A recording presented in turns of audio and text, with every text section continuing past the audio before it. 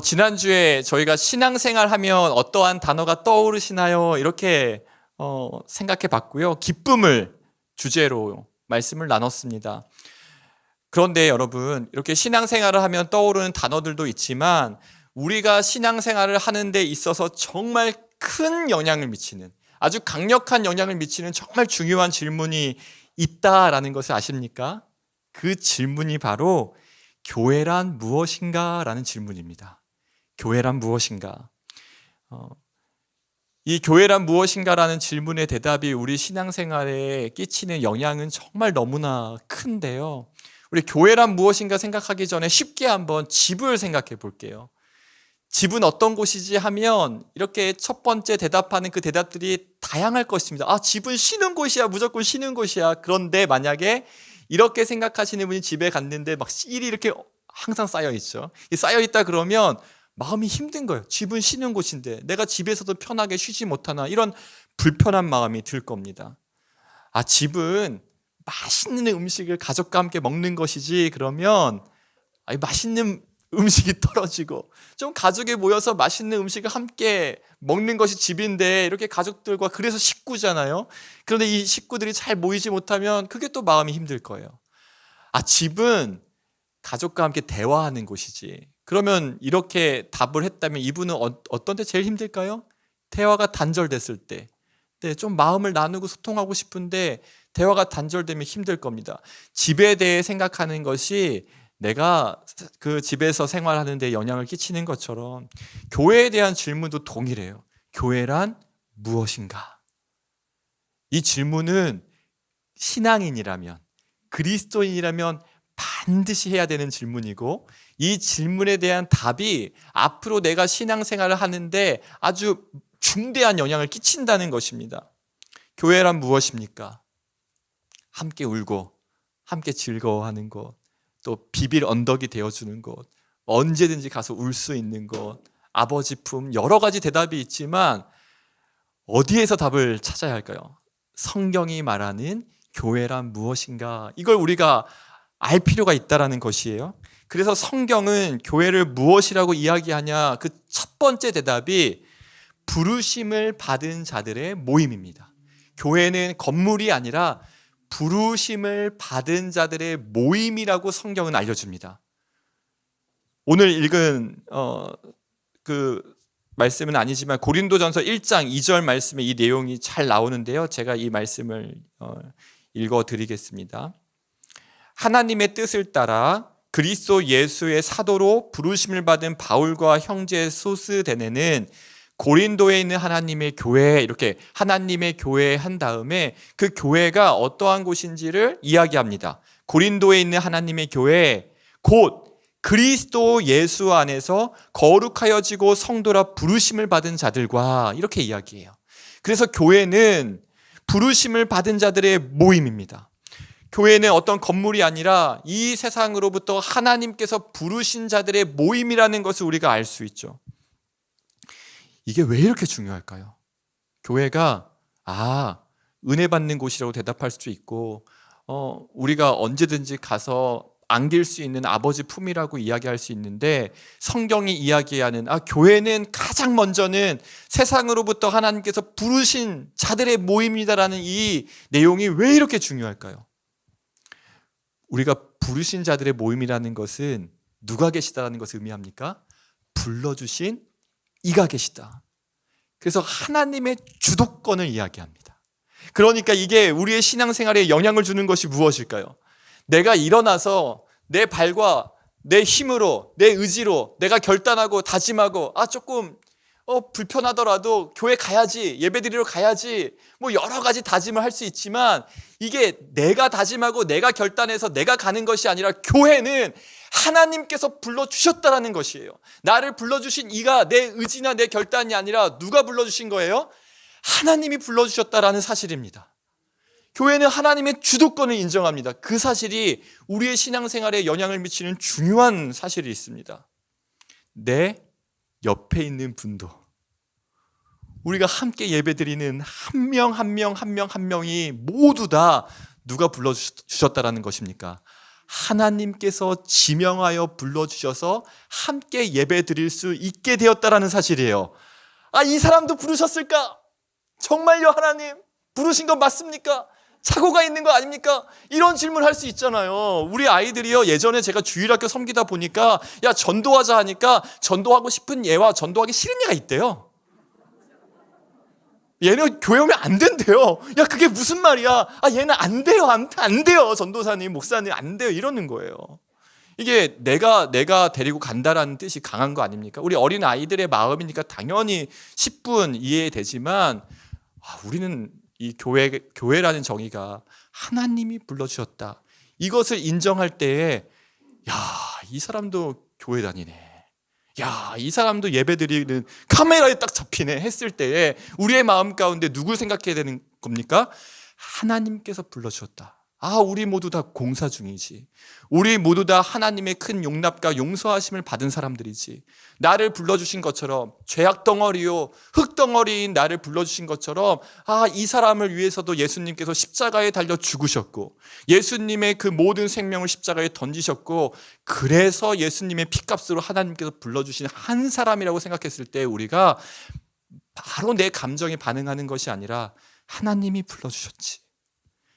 여기에 무엇이 있습니까? 하나님의 뜻이 있겠지. 하나님의 계획이 있지. 하나님의 섭리가 있지 하며 우리 감정의 이야기를 막 쏟아내기 이전에 하나님의 부르심 앞에서 잠잠해지는 것입니다. 그렇게 우리가 서로를 바라보기를 바랍니다. 한 분 한 분이 온 우주 만물을 창조하신 하나님이 불러주셨다 했을 때에 얼마나 귀하고 여러분 귀하고 귀합니까? 저도 하나님이 불러주셔서 이 자리에 있고 그래서 귀한 거죠. 제가 가지고 있는 그 어떠한 것으로는 감히 이 자리에 설 수 없는데 하나님이 긍휼히 여겨주셔서 불러주셨다. 우리 각자가 그 마음이면 서로가 서로를 더 사랑의 눈으로 긍휼의 눈으로 더 많은 사람을 우리가 용납하고 품게 될 줄로 믿습니다. 마음이 부대끼고 힘들고 답답하고 그럴 때마다 부르신 하나님이시여 왜 불렀는지 좀 알게 해주세요. 제가 너무나 부대끼고 힘드는데 이렇게 불러서 모이게 해주신 하나님의 뜻을 알기 전까지는 제가 쉽게 판단하거나 쉽게 비난하거나 쉽게 이렇게 정죄하지 않고 침묵하겠습니다라는 마음이 교회란 무엇인가? 우리가 여기에 대한 성경의 답을 들었을 때에 가져야 되는 그리스도인의 마음인 줄로 믿습니다. 그렇게 서로를 다시 한번 바라보면서 축복합니다. 이렇게 인사해 주세요. 그 축복에는 이러한 마음이 있겠죠.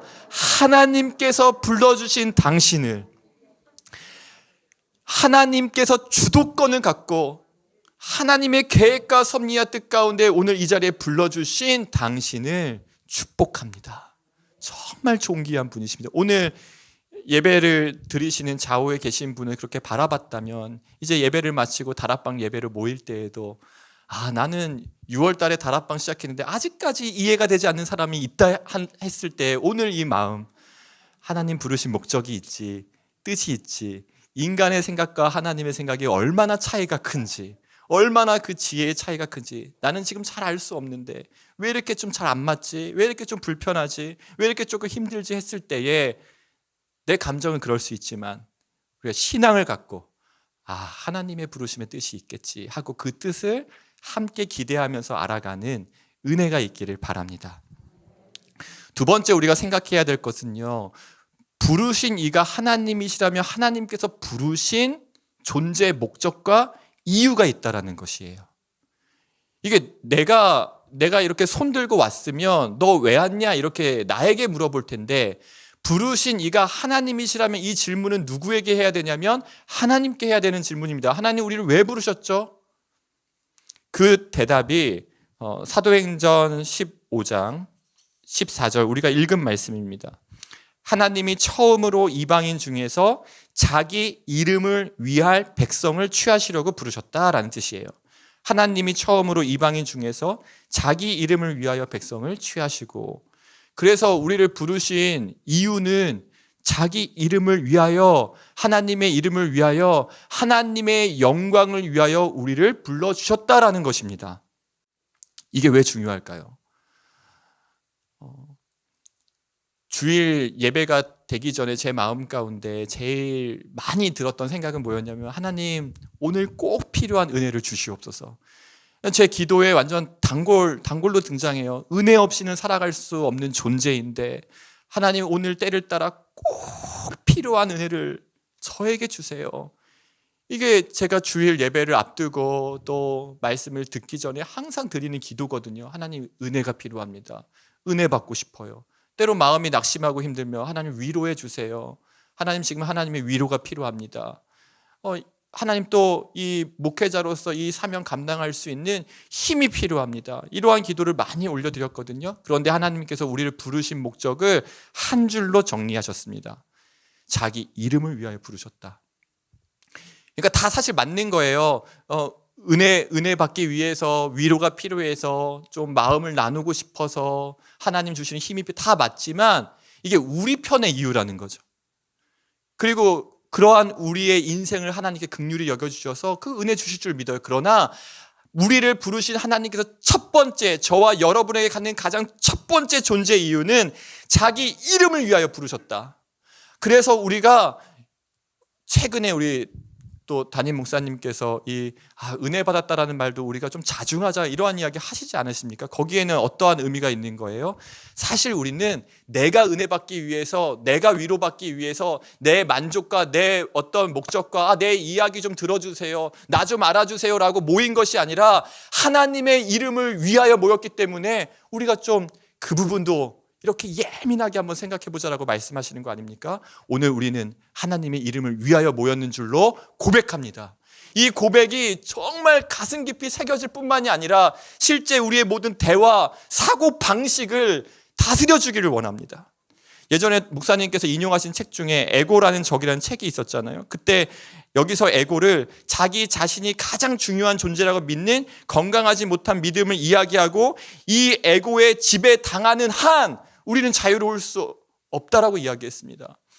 정말 우리의 모든 생각도, 대화도, 나눔도, 교제도 하나님의 이름을 위한 것이 될 수 없을까요? 그러니까 뭐 짜장면, 짬뽕 뭘 먹는지 뭐 다 상관없잖아요. 짬뽕을 먹어도 하나님께 영광이요, 짜장면을 먹어도 하나님께 영광이요. 그런데 그냥 비유하자면 이렇게까지 하고 싶은 것입니다. 하나님 오늘 짜장면을 먹는 것이 하나님의 이름을 위한 것입니까? 이건 물론 뭐 이치에 맞는 질문은 아니에요. 그런데 우리 마음가짐은 오늘 먹는 음식도, 오늘 나누는 대화도, 커피 한 잔, 티 한 잔, 또 봉사, 사역, 관계, 신앙생활, 내가 오늘 교회를 오는 것, 가는 것, 가족을 만나는 것, 이 모든 것 가운데 하나님 저를 불러주신 목적은, 이 가족 안에 구성원으로 저를 불러주신 목적은, 이 다락방 안에 저를 다락방 순원으로, 순장으로 불러주신 목적은, 이 브라보 시니어 예배 가운데 저를 목사로 불러주신 목적은 우리를 위해서가 아니라 내가 은혜 받고 내가 만족을 누리고 내가 어떤 보람을 느끼고 긍지를 느끼고 자부심을 느끼고 내 어떤 경력과 내 어떤 경험을 위해서가 아니라 하나님의 이름을 위해서 모인 것입니다. 이게 정말 그냥 소요리 문답 제1번, 당신의 그 인생의 목적은 무엇입니까? 하나님을 영화롭게 하고 그를 영원토록 즐거워하는 것입니다라는 문자적인 그냥 대답이 아니라, 정말 이분은 하나님의 영광을 위한 것이 무엇일까 늘 고민하며 말을 하고 대화를 하고, 이렇게 좀 조언을 하더라도 이게 정말 하나님의 이름을 위한 것일까, 내가 드러나는 것은 아닐까 고민하시는 모습들, 자녀를 대하든지 우리 가족을 대하든지 내가 하나님을 위해서라면 오늘 하루를 어떻게 변화해야 될까, 이것을 고민하는 우리 모두가 되기를 원합니다. 사랑하는 여러분, 예배는 그러한 의미에서 딴 생각만 하지 않으면 일단 하나님의 이름을 위하여 저희가 있을 수 있는 거예요. 여기가 제일 쉽습니다. 그 다음부터 이제 엄청난 훈련의 실습장이에요. 그 다음부터 내가 누군가를 만나든지 제가 하나님의 이름을 위하여 지금 예배를 드리고 있다라는 마음가짐으로 오늘 하루를 보내고 또 하루를 보내고 또 하루를 보내서 이 하루가 쌓이다 보면 그 나날이 모여서 하나님의 이름을 위한 삶으로 우리 주님이 기뻐 받으시고 기억하실 줄로 믿습니다. 점점 나에게로 이렇게 집중하는 우리의 시선을 크신 하나님을 바라보고, 크신 하나님을 바라볼 때에 작은 나를 돌보시는 하나님의 섬세하신 손길을 느낄 수 있는 우리 모두가 되기를 축복합니다.